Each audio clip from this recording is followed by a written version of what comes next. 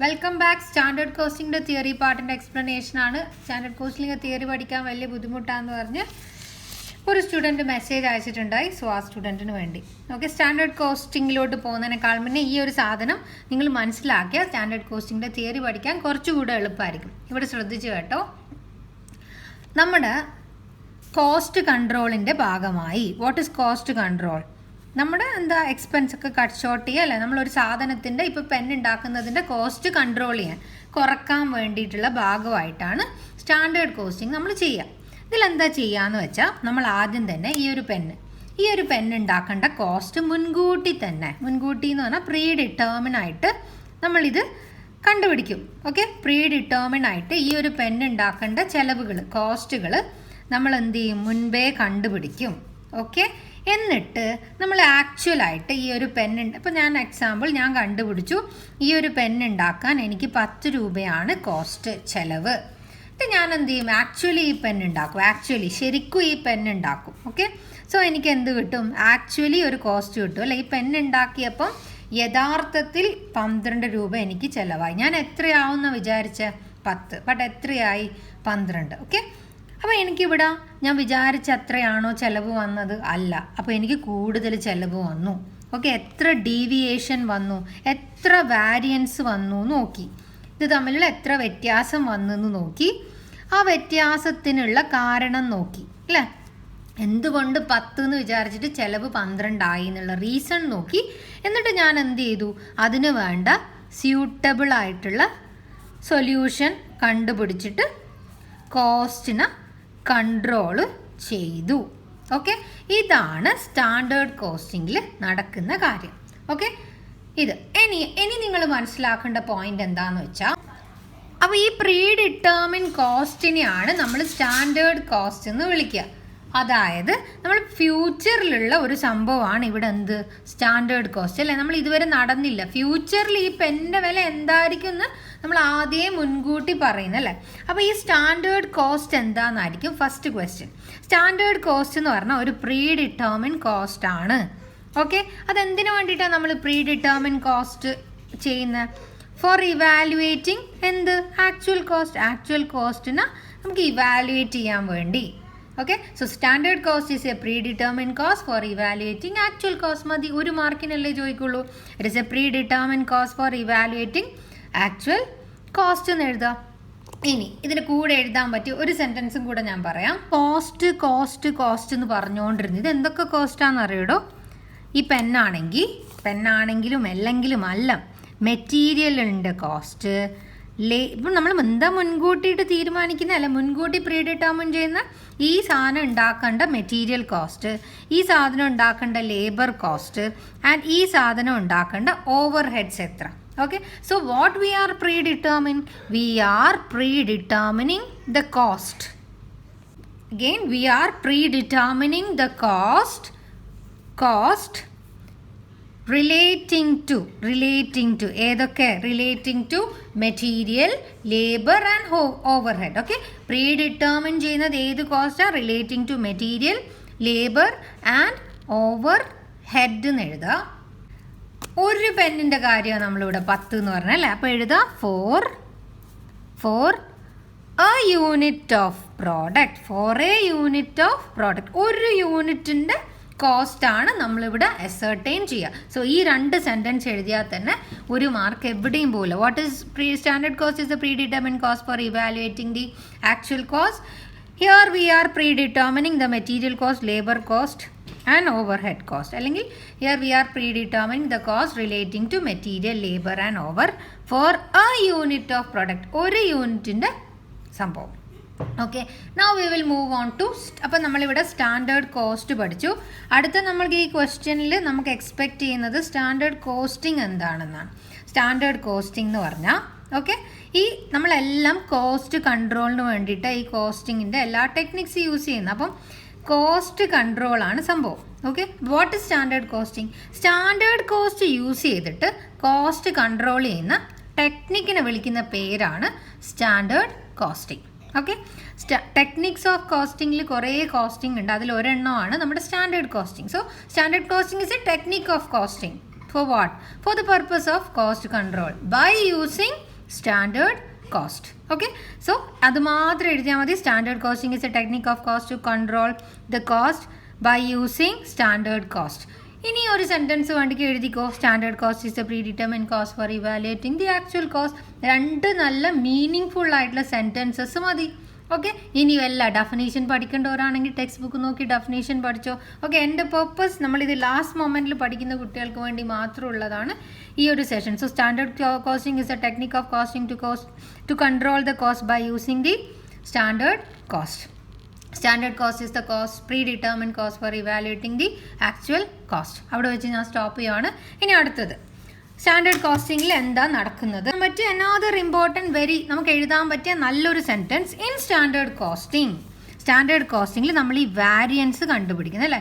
V are finding out the deviation അല്ലെങ്കിൽ variance അല്ലേ. Between what? Between standard cost and actual cost. So in standard costing we are finding out അല്ലെങ്കിൽ we are evaluating the variance between standard cost and actual cost. എന്നിട്ടോ we are finding the reason for this variance. ഈ variance എന്തുകൊണ്ട് ഉണ്ടായി എന്നുള്ളതിൻ്റെ reason കണ്ടുപിടിച്ചിട്ട് management is taking suitable solution to control the cost. അടുത്ത ഒരു sentence നമുക്ക് ഈ ഒരു ചാപ്റ്ററിൽ എഴുതി ചേർക്കാൻ പറ്റിയ സെൻറ്റൻസ് ആണ്.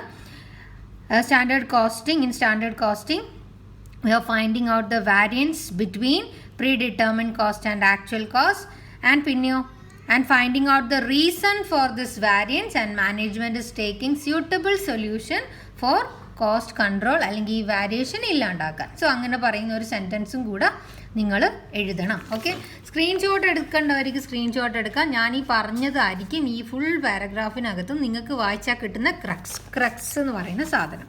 So what is standard cost പഠിച്ചു ആൻഡ് സ്റ്റാൻഡേർഡ് കോസ്റ്റിംഗ് പഠിച്ചു. ഞാൻ അത് രണ്ടിൻ്റെയും ആ 3 സെൻറ്റൻസ് ഇപ്പോൾ സ്ക്രീനിൽ എഴുതി കാണിക്കാം. Standard cost, predetermined cost for evaluating the actual cost. Standard cost is the predetermined cost in relation to material, labor and overhead for producing one unit of product. പിന്നെ actual cost standard cost compare ചെയ്യും, variance കണ്ടുപിടിക്കും.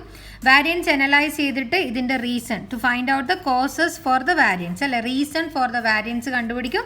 and appropriate step എടുക്കും for what? To control the cost. ഇതാണ് standard കോസ്റ്റും standard costing എന്നുള്ളതിൻ്റെ എഴുതി ചേർക്കേണ്ട കാര്യം. സ്റ്റാൻഡേർഡ് കോസ്റ്റിംഗ് എഴുതാൻ വിട്ടുപോയി. Standard costing is a technique of cost. It is a standard costing is a technique of costing what? To control cost. എന്തിനു വേണ്ടി?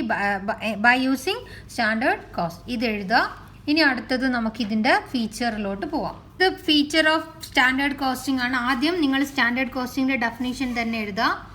എപ്പോഴും ഫുൾ മാർക്ക് കിട്ടേണ്ടവർ ഫീച്ചർ ആണെങ്കിൽ ആദ്യം തുടക്കത്തിൽ ഒരു കുഞ്ഞു പാരഗ്രാഫ് സ്റ്റാൻഡേർഡ് കോസ്റ്റിങ്ങിനെ പറ്റി എഴുതാം.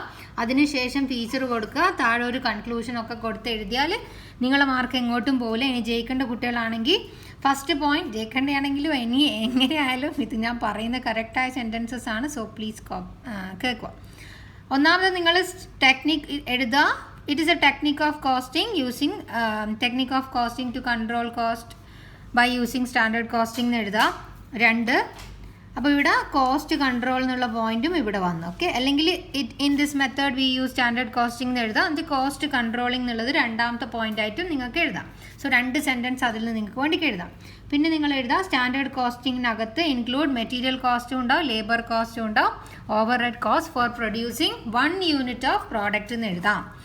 പിന്നെ അടുത്തത് എഴുതേണ്ട actual cost. In standard costing actual cost is compared with standard cost to find out the variance. പിന്നെ എന്തെഴുതാം? വാരിയൻസിൻ്റെ കോസ്റ്റ് കണ്ടുപിടിച്ച് ടേക്ക് ഇഫക്റ്റീവ് സ്റ്റെപ്സ് എടുക്കും. In standard costing we find out the causes for this variance and take the effective step. Cost control ഇവിടെ എഴുതിയിട്ടുണ്ട്. അപ്പോൾ അതിന് പകരം പിന്നെ ഇവിടെ എഴുതാം it is useful for industries. ഏത് ഇൻഡസ്ട്രീസിനാണ് യൂസ്ഫുൾ എന്നാണ് പറയുന്നത്? ഐഡൻറ്റിക്കൽ ഗുഡ്സ് പ്രൊഡ്യൂസ് ചെയ്യുന്നത്. ഈ പ്രോസസ് കോസ്റ്റിംഗ് ഇല്ലേ, നമ്മൾ കഴിഞ്ഞ പ്രാവശ്യം പഠിച്ച. സോ ഈ പ്രോസസ് കോസ്റ്റിങ്ങിലാണ്, അതായത് നമ്മൾ ഒരേപോലത്തെ കുറേ സാധനങ്ങൾ പ്രൊഡ്യൂസ് ചെയ്യുന്ന ഐഡൻറ്റിക്കൽ ഗുഡ്സ് പ്രൊഡ്യൂസ് ചെയ്യുന്ന ഇൻഡസ്ട്രീസിലാണ് ഇത് യൂസ് എന്ന് എഴുതാം. സോ ഫീച്ചർ അവിടെ കഴിഞ്ഞിരിക്കുന്നു. ഇനി നമുക്ക് difference between historical and standard costing നോക്കാം. കോസ്റ്റ് എന്ന് പറഞ്ഞാൽ ഓൾറെഡി ഇൻകർ ചെയ്ത് കഴിഞ്ഞ കോസ്റ്റാണ്. അത് ആക്ച്വൽ ഉണ്ടായ cost. It is an actual cost, right? പാസ്റ്റിൽ ഉണ്ടായ ആക്ച്വൽ ആയിട്ടുള്ള കോസ്റ്റാണ് ദിസ് വൺ. ഇവിടെ നമുക്ക് എന്തെഴുതാം? നമ്മൾ എപ്പോഴും എഴുതുന്ന പ്രീ ഡിറ്റർമിൻഡ് കോസ്റ്റ് എന്ന് എഴുതാം. So this is actual cost. പിന്നെ ഇത് പാസ്റ്റിലുള്ള കോസ്റ്റ് ആണ്. ആൻഡ് ഇതോ നമ്മൾ ഫ്യൂച്ചർ കോസ്റ്റ് ആണല്ലേ, നമ്മൾ ഭാവിയിലുള്ളതാണ് അസ്യൂം ചെയ്യുന്നത്. സോ ഫ്യൂച്ചർ കോസ്റ്റ് എന്ന് എഴുതാം. ഓക്കെ, ഇത് ഓൾറെഡി നമ്മുടെ ബുക്സ് ഓഫ് അക്കൗണ്ടിൽ റെക്കോർഡഡ് ആയിരിക്കും. ഇറ്റ്സ് ഓൾറെഡി റെക്കോർഡഡ് ആയിരിക്കും. ബട്ട് ഇത് ചിലപ്പം ചില ആൾക്കാർ റെക്കോർഡ് ചെയ്യും, അല്ലെങ്കിൽ മെ നോട്ട് ബി റെക്കോർഡ്. ചിലപ്പോൾ റെക്കോർഡ് ചെയ്തിട്ടുണ്ടാവും, ചിലപ്പം റെക്കോർഡ് ചെയ്തിട്ടില്ല. ഓക്കെ, ഇനി ഇതിൻ്റെ പർപ്പസ് നമ്മൾ പറഞ്ഞു കോസ്റ്റ് കൺട്രോൾ ആണ് അല്ലേ. ഇതിൻ്റെ പർപ്പസ് എന്താ? സ്റ്റാൻഡേർഡ് കോസ്റ്റിങ്ങിൻ്റെ കോസ്റ്റ് കൺട്രോൾ, റൈറ്റ്. ഇതിൻ്റെ പർപ്പസ് നമ്മുടെ ആക്ച്വൽ കോസ്റ്റ് കണ്ടുപിടിക്കാം, ഫൈൻഡിങ് ഔട്ട് അല്ലെങ്കിൽ ascertaining the actual cost. Okay അല്ലേ. ഇനി ഇത് മാനേജറിന് വളരെ യൂസ്ഫുൾ ആണിത്. യൂസ്ഫുൾ ടു മാനേജേഴ്സിന് അല്ലെങ്കിൽ മാനേജ്മെൻറ്റിന് യൂസ്ഫുൾ. ഇതോ not that much useful to manager. Not at all useful എല്ലാം എഴുതാൻ പാടില്ല. നോട്ട് ദാറ്റ് മച്ച് യൂസ്ഫുൾ, അത്ര വലിയ ഇമ്പോർട്ടൻസ് ഒന്നും ഇല്ല. ഓക്കെ, ആക്ച്വൽ കോസ്റ്റ് ആണ് historical cost, predetermined cost, past ആണ്, ഫ്യൂച്ചർ ആണ്. റെക്കോർഡഡ് ആയിരിക്കും, ബട്ട് ഇത് may or may not be recorded. ഇത് കോസ്റ്റ് കൺട്രോൾ ആണ് സ്റ്റാൻഡേർഡ് കോസ്റ്റിംഗ്. ഇത് ആക്ച്വൽ കോസ്റ്റ് കണ്ടുപിടിക്കാനാണ്. വലിയ ഉപകാരമൊന്നുമില്ല. Not that much important to managers, but this is very useful to managers. This is the difference between historical costing and standard costing. Next come the difference between standard cost and estimated cost. കേട്ടോ, standard cost എന്ന് പറഞ്ഞാൽ എന്താ ഞാൻ already പറഞ്ഞു. It is a pre determine cost. ഫ്യൂച്ചറിലുള്ള predetermine ചെയ്യുന്നതല്ലേ. എങ്ങനെയാണ് ഇത് പ്രീ ഡിറ്റർമിൻ ചെയ്യുന്നത്? ഈ പെൻ ഉണ്ടാക്കാൻ 10 രൂപയാണ് ചിലവ് എന്ന് എങ്ങനെയാണ് നമ്മൾ പ്രീ ഡിറ്റർമിൻ ചെയ്യുന്നത്? നമ്മൾ സൂക്ഷിച്ച് വളരെ വലിയ റിസർച്ചൊക്കെ ചെയ്ത് കെയർഫുള്ളി ആൻഡ് സയൻറ്റിഫിക്കലി ആണ്. ഓക്കെ, വെറുതെ ഒരു ബേസും ഇല്ലാണ്ടല്ല, നമ്മൾ പലതരം സയൻറ്റിഫിക് ടെക്നിക്സ് ഒക്കെ യൂസ് ചെയ്തിട്ട് carefully and scientifically ആണ് we are predetermining the cost. Okay, but ഈ സ്റ്റാൻഡേർഡ് കോസ്റ്റ് എങ്ങനെയാണ്? carefully and scientifically we are finding out this standard cost. But ഈ എസ്റ്റിമേറ്റഡ് കോസ്റ്റിലുണ്ടല്ലോ, നമ്മൾ പാസ്റ്റിലെ ഡാറ്റ പറഞ്ഞിട്ട് പാസ്റ്റിലെ ഡാറ്റ യൂസ് ചെയ്തിട്ടാണ് ഇവിടെ കോസ്റ്റ് എസ്റ്റിമേറ്റ് ചെയ്യുക. ഇൻ എസ്റ്റിമേറ്റഡ് കോസ്റ്റിംഗ് നമ്മൾ കോസ്റ്റിനെ ഇതിലും പ്രീ ഡിറ്റർമിൻ ചെയ്യുക, ഇതിലും കോസ്റ്റിനെ നമ്മൾ മുൻകൂട്ടി പറയുക ചെയ്യുക അല്ലേ. ബട്ട് ഇതിലെന്താ സംഭവം എന്ന് വെച്ചാൽ ഇത് പാസ്റ്റ് ഡാറ്റ യൂസ് ചെയ്തിട്ട് പറയുന്നതും ഇത് കെയർഫുള്ളി ആൻഡ് സയൻറ്റിഫിക്കലി നമ്മൾ ഒരു കാൽക്കുലേറ്റ് ചെയ്ത് കണ്ടുപിടിക്കുന്നതാണ് standard costing. See, it is your first sentence. Standard costing carefully and scientifically ആണ്, ബട്ട് എസ്റ്റിമേറ്റഡ് കോസ്റ്റ് പാസ്റ്റ് എക്സ്പീരിയൻസിനെ ബേസ് ചെയ്തിട്ടാണ് ഇവിടെ കോസ്റ്റിനെ നമ്മൾ പ്രീ ഡിറ്റർമിൻ ചെയ്യുന്നത്. ഇനി സ്റ്റാൻഡേർഡ് കോസ്റ്റിങ്ങിൽ നമ്മൾ അത്ര സയൻറ്റിഫിക് ആയിട്ട് പറഞ്ഞിട്ട് ഈ പെന്നിന് 10 രൂപയിലപ്പുറം പോവരുത്. The cost should be 10. അതായത് കോസ്റ്റ് ഇന്നതായിരിക്കണം, ഇത് തന്നെ ആയിരിക്കണം. ബിക്കോസ് ഇതിനപ്പുറം പോയാൽ നമുക്ക് നഷ്ടമെന്നാണ് സ്റ്റാൻഡേർഡ് കോസ്റ്റിംഗ് പറയുക. ബട്ട് ഇത് നമ്മളോട് പറയാം ഇതായിരിക്കാം cost, it will be. Okay, ഇത് കോസ്റ്റ് വിൽ ബി. ഇതിൻ്റെ കോസ്റ്റ് 10 രൂപ ആയിരിക്കാം. ഇതിലെന്താ പറയുന്നത്? കോസ്റ്റ് 10 രൂപ ആയിരിക്കണം. ഇതിനപ്പുറം 10 രൂപയ്ക്ക് അപ്പുറം പോയാൽ നിങ്ങൾക്ക് നഷ്ടമാണെന്നൊക്കെയുള്ള രീതിയിൽ വരും. What the cost should be പറയും സ്റ്റാൻഡേർഡ് കോസ്റ്റിംഗ്. എസ്റ്റിമേറ്റഡ് കോസ്റ്റ് എന്ന് പറഞ്ഞാൽ what the cost will B. Estimated cost നമ്മളെ ഹിസ്റ്റോറിക്കൽ കോസ്റ്റിങ്ങിൻ്റെ ഭാഗമാണ്. ആൻഡ് സ്റ്റാൻഡേർഡ് കോസ്റ്റിങ്ങിൻ്റെ സിസ്റ്റമാണ് ഫോളോ ചെയ്യുന്നത് എന്ന് എഴുതാം. ഓക്കെ, ഇനി എസ്റ്റിമേറ്റഡ് കോസ്റ്റ് യൂസ് ചെയ്യുന്നത് സെല്ലിംഗ് പ്രൈസ് ഫിക്സ് ചെയ്യാനും നമ്മൾ സ്റ്റാൻഡേർഡ് കോസ്റ്റ് എന്തിനാ? കോസ്റ്റ് കൺട്രോളിങ്ങിന് വേണ്ടിയിട്ടാണ് യൂസ് ചെയ്യുക. എസ്റ്റിമേറ്റഡ് കോസ്റ്റ് ഒരിക്കലും ബുക്കിൽ എൻറ്റർ ചെയ്യുന്നില്ല. Standard cost is entered in the books of account. ഇത് ബഡ്ജറ്റ് കൺട്രോളും സ്റ്റാൻഡേർഡ് കോസ്റ്റിങ്ങും തമ്മിലുള്ള സിമിലാരിറ്റീസും ഡിഫറൻസും ടെക്സ്റ്റ് ബുക്കിലുണ്ട്. സിമിലാരിറ്റീസ് പറയാം. രണ്ടും കോസ്റ്റ് കൺട്രോളിന് യൂസ് ചെയ്യുന്നു. രണ്ടിൻ്റെയും ഒബ്ജക്റ്റീവ് കോസ്റ്റ് കൺട്രോൾ ആണ്. രണ്ടും കോസ്റ്റിനെ പ്രീ ഡിറ്റർമിൻ ചെയ്യുന്നതാണ്. കോസ്റ്റിനെ മുൻകൂട്ടി ഇൻ അഡ്വാൻസ് കോസ്റ്റ് കണ്ടുപിടിക്കാനുള്ള അറ്റംപ്റ്റ് ആണ്. പിന്നെ വരുന്നത് നമ്മുടെ സെയിം സ്റ്റാൻഡേർഡ് അല്ലെങ്കിൽ actually is compared with standard. Variance analyse ചെയ്യും, അത് മാനേജേഴ്സിന് റിപ്പോർട്ട് ചെയ്യും, അല്ലെങ്കിൽ മാനേജേഴ്സ് അതിനുള്ള അപ്രോപ്രിയേറ്റ് ആക്ഷൻസ് എടുക്കും. പിന്നെ ഇവിടെ പറഞ്ഞിരിക്കുന്നത് രണ്ടിൻ്റെ അസംഷൻ ദ കോസ്റ്റ് കോസ്റ്റ് എന്ത് ചെയ്യാൻ പറ്റും? Cost are controllable. ഓക്കെ, ഈ രണ്ട് കോസ്റ്റിങ്ങിൻ്റെയും ഇത് രണ്ടും അസ്യൂം ചെയ്യുന്നത് കോസ്റ്റ് കൺട്രോളബിൾ ചെയ്യുന്നുള്ളതാണ്. എനിവേ, ഇടം വരെ നിങ്ങൾക്ക് പഠിക്കാൻ ബുദ്ധിമുട്ടില്ല, ഇത് ഓർമ്മയുണ്ടെങ്കിൽ എഴുതാം. ഇനി അത് രണ്ടും തമ്മിലുള്ള ഡിഫറൻസ് ആണ് ബജറ്റ് ആൻഡ് ബജറ്ററി കൺട്രോൾ ഇവിടെയും സ്റ്റാൻഡേർഡ് കോസ്റ്റിംഗ് ഇവിടെ. ഓക്കെ, എല്ലാ തരം ബിസിനസ്സിലും ബജറ്ററി കൺട്രോൾ നമുക്ക് യൂസ് ചെയ്യാൻ പറ്റും. ബട്ട് സ്റ്റാൻഡേർഡ് കോസ്റ്റിംഗ് നമ്മൾ ഓൾറെഡി പറഞ്ഞു, ഇൻഡസ്ട്രീസ് പ്രൊഡ്യൂസിങ് ഐഡൻറ്റിക്കൽ ഗുഡ്സിലെ കേസിലാണ് നമുക്കിത് യൂസ് ചെയ്യാൻ പറ്റുക. സോ ഒന്നാമത്തെ ഓക്കെ. രണ്ടാമത്തത് ബജറ്റ് നമ്മൾ പ്രിപ്പയർ ചെയ്യുന്നത്, budget is prepared on the basis of past experience അല്ലെങ്കിൽ പാസ്റ്റ് ഡാറ്റ. ഇത് സ്റ്റാൻഡേർഡ് കോസ്റ്റ് എങ്ങനെയാണ് നമ്മൾ പ്രിപ്പയർ ചെയ്യുന്നത്? Carefully and scientifically we are establishing അല്ലെങ്കിൽ വി ആർ ഫൈൻഡിങ് ഔട്ട് അല്ലെങ്കിൽ we are fixing the standard cost. Okay, രണ്ടെണ്ണമായല്ലോ. 3, നമ്മുടെ ഈ budget control most relating to financial accounting ആണ്. ഇത് relating to standard costing is relating to cost അക്കൗണ്ടിങ്ങിൻ്റെ കോസ്റ്റിങ്ങിൻ്റെ ടെക്നിക്കിലൊന്നാണ് standard costing. Next is income and ബഡ്ജറ്റിൽ നമ്മൾ ഇത്രയായിരിക്കണം നമ്മളെ ചിലവ്, ഇത്രയായിരിക്കണം നമ്മളെ ഇൻകം എന്നൊക്കെ പറയും. ബട്ട് നമുക്കറിയാം സ്റ്റാൻഡേർഡ് കോസ്റ്റിംഗിൽ നമ്മളെ എക്സ്പെൻസ്, ചിലവ്, മെറ്റീരിയലിന് ഇത്ര, ലേബറിന് ഇത്ര, ഓവർഹെഡ് ഇത്ര, എക്സ്പെൻസ് മാത്രമേ ട്രീറ്റ് ചെയ്യുന്നുള്ളൂ എന്നാണ് അടുത്ത sentence. Consider both income and expenditure in budget and but expenses മാത്രമേ കൺസിഡർ ചെയ്യുന്നുള്ളൂ ഏതിൽ? സ്റ്റാൻഡേർഡ് കോസ്റ്റിംഗിൽ എന്ന് എഴുതാം. അടുത്തത് നമുക്ക് വാരിയൻസ് രണ്ടിലും കണ്ടുപിടിക്കാമെന്ന് പറഞ്ഞു. ബട്ട് വാരിയൻസിൻ്റെ ഡീറ്റെയിൽഡ് അനാലിസിസ് ബജറ്റിങ്ങിൽ നോട്ട് പോസിബിൾ. ബട്ട് നമുക്ക് ഇതിനകത്ത് സ്റ്റാൻഡേർഡ് കോസ്റ്റിങ്ങിനകത്ത് detailed analysis of variances are possible. Okay, അടുത്തത് നമുക്ക് സ്പെസിഫിക് ബജറ്റ് നമുക്കറിയാമല്ലോ, ഒരു കൊല്ലത്തേക്ക് അല്ലെ 6 മാസത്തേക്ക് അങ്ങനെയൊക്കെ അല്ലേ പ്രിപ്പയർ ചെയ്യുക. So budget is four specific period. But ഇതോ സ്റ്റാൻഡേർഡോ നമ്മൾ ഒരു യൂണിറ്റ് ഓഫ് പ്രോഡക്റ്റിന് ഇത്ര എന്നല്ലേ പറയാം. So standard cost is fixed for 1 unit of product എന്ന് എഴുതാം. അടുത്തത് ബജറ്റിൽ പറയാം നമ്മളെ ചിലവ് ഇതിനപ്പുറം പോവരുത്, ദിസ് ഈസ് അവർ മാക്സിമം, അങ്ങനെയാണ് പറയാം. ഓക്കെ, ബട്ട് ഇതിൽ പറയാം പെന്നിൻ്റെ പൈസ ഫിക്സ്, ഇതായിരിക്കണം 10ൽ എത്തിച്ചിരിക്കണം, ഇതായിരിക്കണം 10. ഇപ്പം നമ്മളെ പെന്നിന് ഉണ്ടാക്കാൻ കോസ്റ്റ് 10 ആണെങ്കിൽ you have to hit the target. ആ ടാർജറ്റ് ഫിക്സ് ആണ്. സോ അതിലെത്തിയിരിക്കണം. ഇത് മാക്സിമം ലിമിറ്റാണ് പറയുന്നത്. ഓക്കെ, സോ ഇത് ചില കുട്ടിക്ക് കിട്ടൂല, എഴുതണ്ട. 6 പോയിന്റ് എഴുതിയാൽ തന്നെ മാർക്ക് കിട്ടും. എപ്പോഴും എന്ത് ഡിഫറൻസ് ചോദിച്ചാലും രണ്ടിനെ പറ്റിയിട്ടുള്ള പാരഗ്രാഫ് മുകളിലുണ്ടായിരിക്കണം. സ്റ്റാൻഡേർഡ് കോസ്റ്റിംഗ് എന്താണെന്ന് എഴുതിയിരിക്കണം. ബജറ്റ് ആൻഡ് ബജറ്ററി കൺട്രോൾ പഠിക്കുമ്പം ബജറ്റ് ഉണ്ടല്ലോ, അതിനെ പറ്റിയിട്ടുള്ള ഒരു എക്സ്പ്ലനേഷനും മുകളിൽ വേണം. പറ്റുവാണെങ്കിൽ ഒരു കൺക്ലൂഷനും കൂടെ കൊടുത്തേക്കണം. അഡ്വാൻറ്റേജസ് ഓഫ് സ്റ്റാൻഡേർഡ് കോസ്റ്റിംഗ് ആണ്. ഒന്നാമത്തത് കോസ്റ്റ് കൺട്രോൾ ആണ്. ഇതിൽ എഴുതേണ്ടത് നിങ്ങൾക്കറിയാം.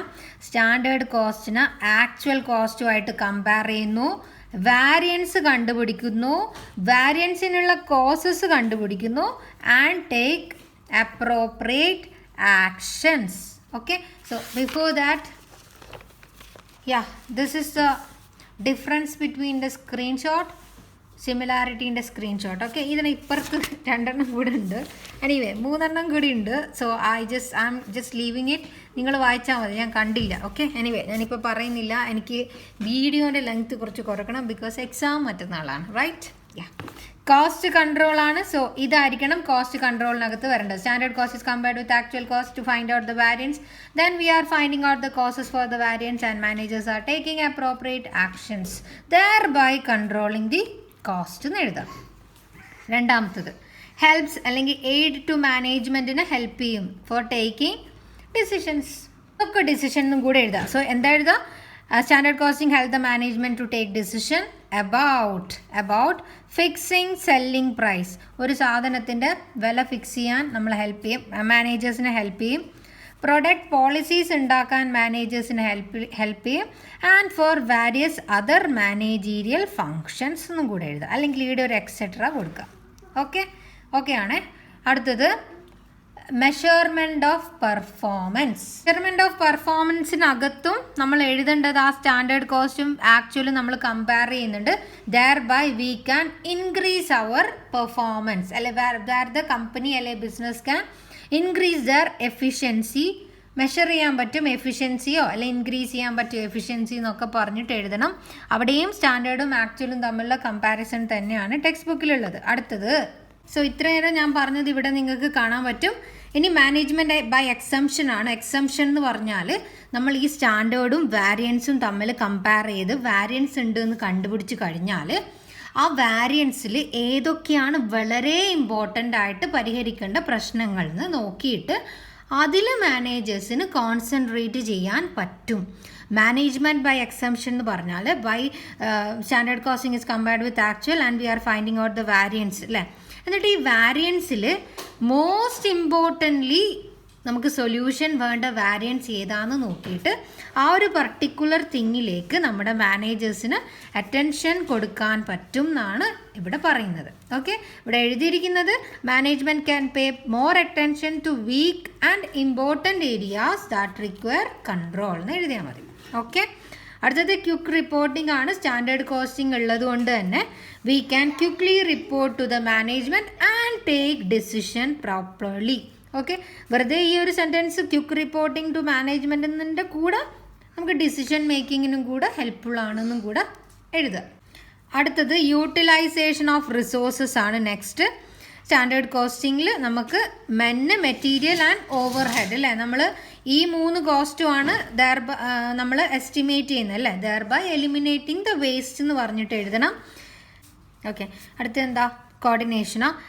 ഓക്കെ, നമുക്ക് എല്ലാ ഡിപ്പാർട്ട്മെൻറ്റിലെ വർക്ക്സും കോർഡിനേറ്റ് ചെയ്യാൻ പറ്റും എന്ന് പറഞ്ഞിട്ട് എഴുതുക. പർച്ചേസിങ്, സെല്ലിംഗ്, പ്രൊഡക്ഷൻ, അക്കൗണ്ടിങ് എല്ലാ വർക്ക്സും കോർഡിനേറ്റ് ചെയ്യാൻ പറ്റും എന്ന് പറഞ്ഞിട്ട് എഴുതുക. ദെൻ സ്റ്റാൻഡേർഡ് കോസ്റ്റിംഗ് ഇൻവെൻട്രി വാല്യുവേഷന് ഹെൽപ്പ് ചെയ്യും. Because stock is valued at standard cost, the difference between standard and transfer to variance account. So ഇതിലോട്ട് ഞാൻ കൂടുതൽ പറയുന്നില്ല, സ്റ്റോക്ക് വാല്യുവേഷൻ ഒരു വലിയ ടോപ്പിക്കാണ്. സോ നിങ്ങൾ it helpful in inventory valuation എന്ന് മാത്രം എഴുതാം. Now delegation of authority.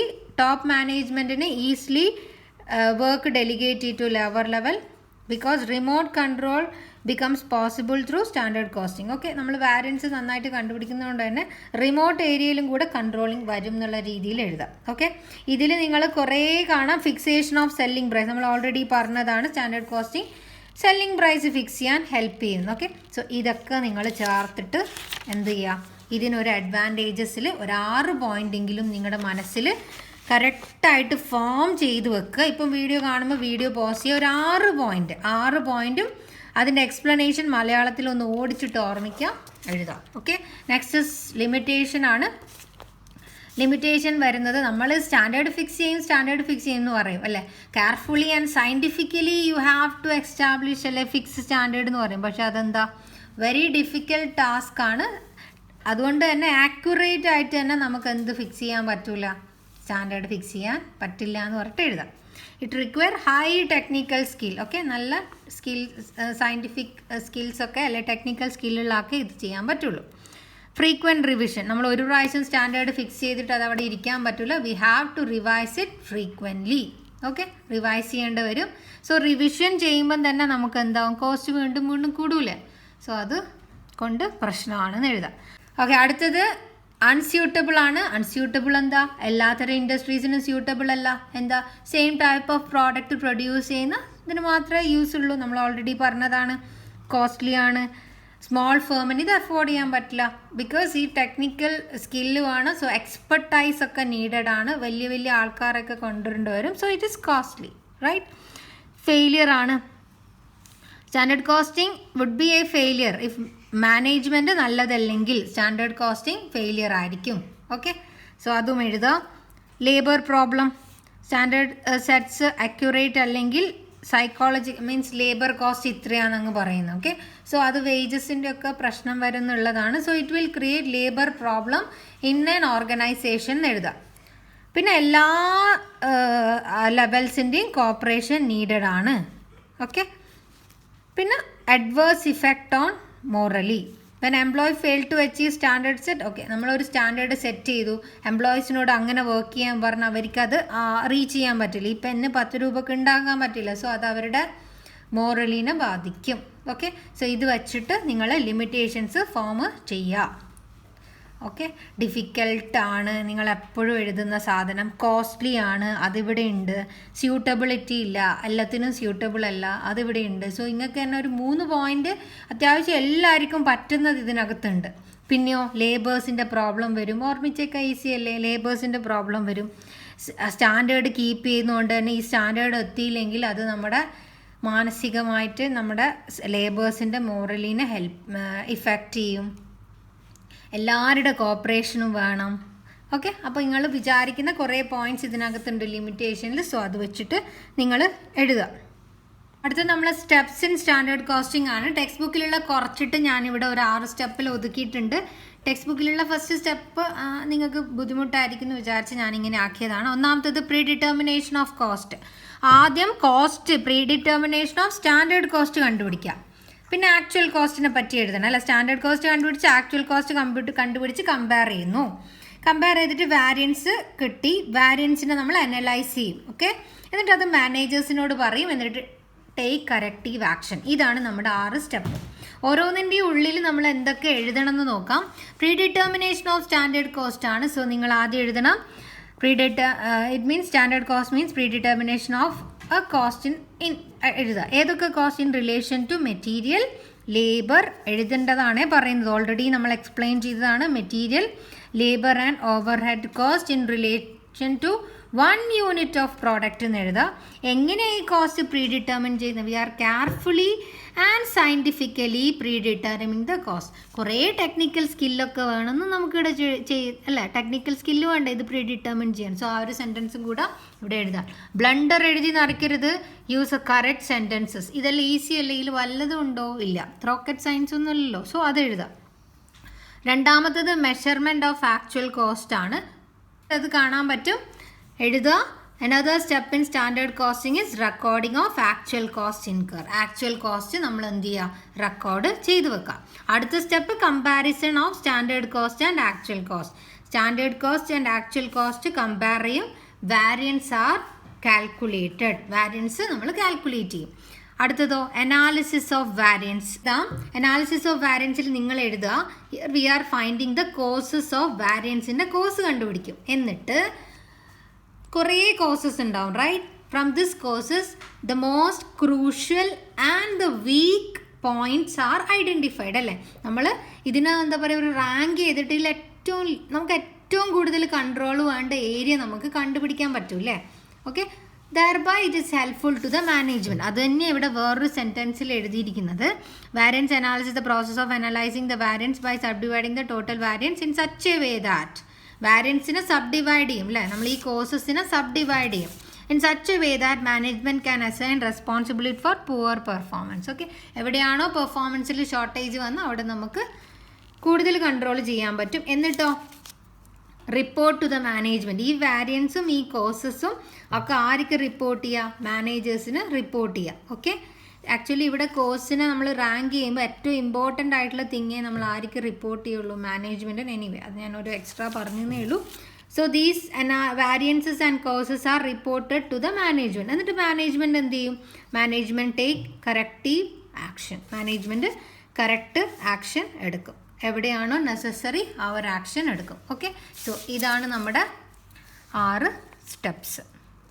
Types of standards ആണ് BBAക്ക് ചോദിച്ചത് ഞാൻ കണ്ടിട്ടുണ്ട്. ബേസിക് സ്റ്റാൻഡേർഡ് ആണ് ഒന്നാമത്തെ. ബേസിക് സ്റ്റാൻഡേർഡ് എന്ന് പറഞ്ഞാൽ ഒരിക്കലും സ്റ്റാൻഡേർഡ് ഫിക്സ് ചെയ്താൽ ഒരിക്കലും മാറൂല, ഇയർ ടു ഇയർ ഒരു ചേഞ്ചും വരാണ്ട് എപ്പോഴും ഒരേപോലെ നിൽക്കുന്ന സ്റ്റാൻഡേർഡിനെയാണ് ബേസിക് സ്റ്റാൻഡേർഡ് എന്ന് പറയാം. Which are not change from year to year. Once set they are rarely change. ഒരിക്കൽ സെറ്റ് ചെയ്താൽ അത് ചേഞ്ച് ചെയ്യാനുള്ള ചാൻസേ ഇല്ല. അതൊരു ലോങ് ടേം ബേസിസിന് വേണ്ടിയിട്ടാണ് സെറ്റ് ചെയ്യുന്നത്. ഇതിൻ്റെ വേറെ 2 പേരും നിങ്ങൾക്കിവിടെ കാണാം. CIMAയുടെ ഡെഫിനീഷനാണ് ഇവിടെയുള്ളത്. സോ അതും same, over a period of long period of time ആയിരിക്കും ഉണ്ടാവാന്നുള്ള. സോ ഇവിടെ വരേണ്ടത് നോട്ട് ചേഞ്ച്ഡ് ആണ്, റയർലി ചേഞ്ച്ഡ് ആണ്, ലോങ് ടേമിനാണ് ഈ 2 പേര്. Basic standard. അടുത്തത് കറണ്ട് സ്റ്റാൻഡേർഡ് ആണ്. ഇത് നോ ചേഞ്ച് എന്നല്ല പറഞ്ഞു. ഇവിടെയോ പീരിയോഡിക്കായിട്ട് ചേഞ്ച് ചെയ്തുകൊണ്ടിരിക്കും. Undergo periodic revision. It is change from time to time എന്ന് എഴുതാം. It is change from time to time. So അതും ഇവിടെ എഴുതാം.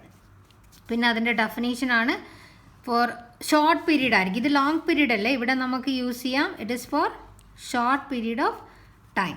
കറണ്ട് കണ്ടീഷന് അനുസരിച്ചായിരിക്കും ഇത് ഉണ്ടാവുക. സോ കറണ്ടിലെ സിറ്റുവേഷൻ മാറുന്നതിനനുസരിച്ച് ഇത് മാറിക്കൊണ്ടിരിക്കും.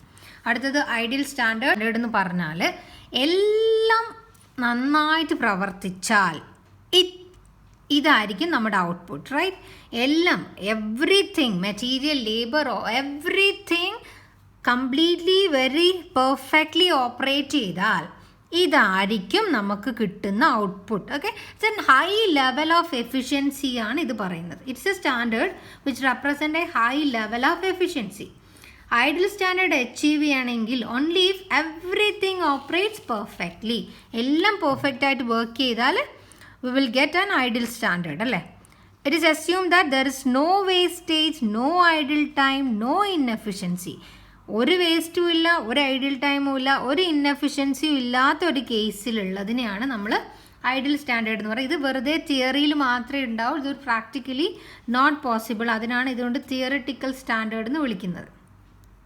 Okay, they are like 100 mark in A paper for students taking up examination. ഇപ്പോൾ അത് പോസിബിളാണ്. നമ്മളൊക്കെ പഠിച്ചുകൊണ്ടിരിക്കുമ്പോൾ ഇതൊരു ഇമ്പോസിബിൾ ടാർഗറ്റ് ആയിരുന്നു, full mark. Okay, they are impractical and unattainable ആയിട്ടുള്ള സ്റ്റാൻഡേർഡാണ് ഐഡിയൽ സ്റ്റാൻഡേർഡ്. അത് എഴുതുക.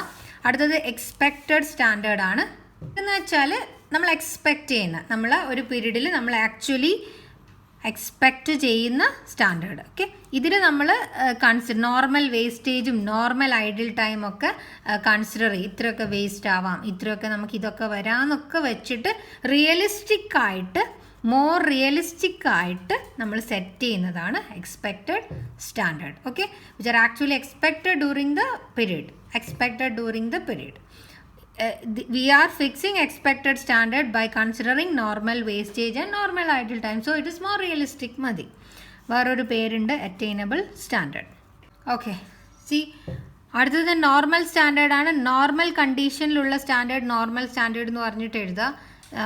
Here we are using average figure എന്ന് പറഞ്ഞ് എഴുതുക. എനിക്ക് ഈ ഒരു സാധനം സത്യം പറഞ്ഞാൽ എനിക്കൊരു ഡൗട്ടുള്ളൊരു ഏരിയ ആണ്. ഓക്കെ, ഇതെന്താ ഉദ്ദേശിച്ചത് സത്യം പറഞ്ഞാൽ എനിക്ക് മനസ്സിലായില്ല. So I couldn't explain it right. So ഞാൻ just examination point of view ഞാൻ എഴുതും this type of standard is based on normal condition. Maybe normal condition അത് തന്നെയല്ലേ എക്സ്പെക്റ്റഡ് എന്നൊക്കെയുള്ള ചിന്ത എൻ്റെ മനസ്സിൽ പോയിട്ടുണ്ട്. ഇപ്പോൾ എനിക്ക് റെഫർ ചെയ്യാൻ ടെക്സ്റ്റ് ബുക്ക് ഇല്ല, ഞാൻ നാട്ടിലില്ല, അതുകൊണ്ടാണ് എനിക്കിത് പറയാൻ അറിയുന്നില്ല. Okay, historical standard. The standard is set on the basis of പാസ്റ്റിലെ ഡാറ്റ യൂസ് ചെയ്തിട്ട് ഫിക്സ് ചെയ്യുന്നതാണ് ഹിസ്റ്റോറിക്കൽ സ്റ്റാൻഡേർഡ്. ഓക്കെ.